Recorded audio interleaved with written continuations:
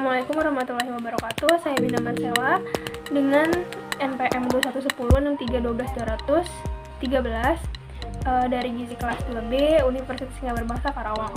Di sini saya akan memaparkan mengenai hasil jurnal review berbentuk esai dari judul jurnal yang berjudul Tahu Sabar atau Sari Bahari sebagai upaya pemanfaatan limbah produksi garam dengan tahu bahan organik ramah lingkungan bagi penderita stunting. Pertama yaitu latar belakang dari topik pembahasan dalam jurnal kali ini yaitu mengenai stunting.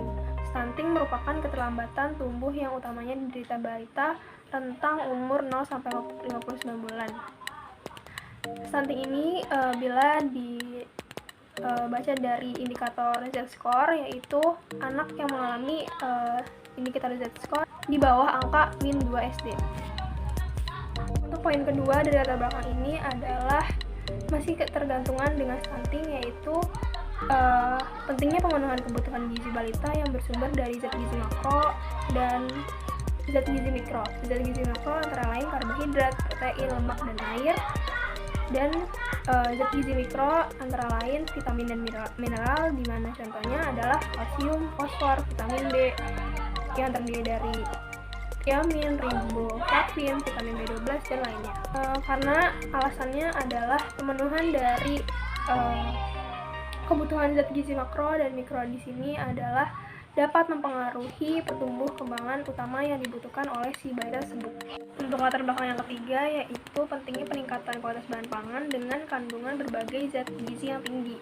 Dalam hal ini kualitas bahan pangan yang dipilih yaitu tahu, karena tahu merupakan sumber protein nabati yang cukup diminati para masyarakat dengan harga ekonomis yang tinggi.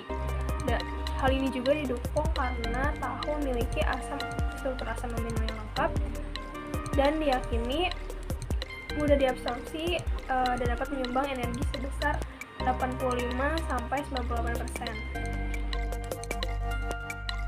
Yang dilakukan untuk menganalisis bahan manakah pada proses pembuatan tahu, yaitu penambahan koagulan yang menghasilkan tahu dengan kandungan protein yang lebih tinggi.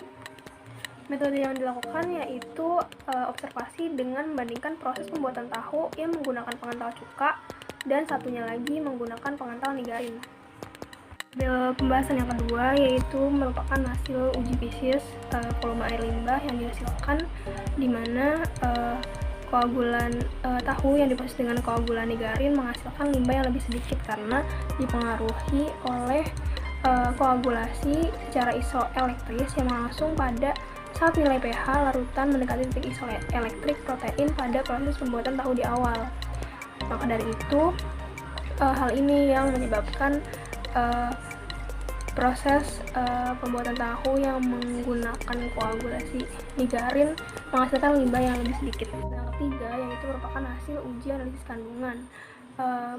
Koagulan nigarin ini juga lebih menghasilkan tahu yang memiliki kandungan protein yang lebih tinggi dibandingkan dengan tahu yang diproses dengan koagulan cuka.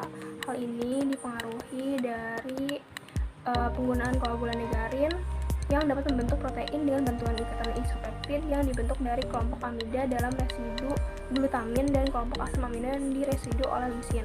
Koagulan nigarin dapat secara efektif menginduksi dan mengikat protein kedelai. Setelah proses koagulasi, agregasi protein kedelai dilakukan melalui protein dan protein air cross linking. Dan kemudian gumpalan tahu terbentuk dengan struktur yang lebih padat dan teratur. Jadi proses koagulan dari nigarin ini juga yang menghasilkan proses-proses yang dapat meningkatkan kadar protein.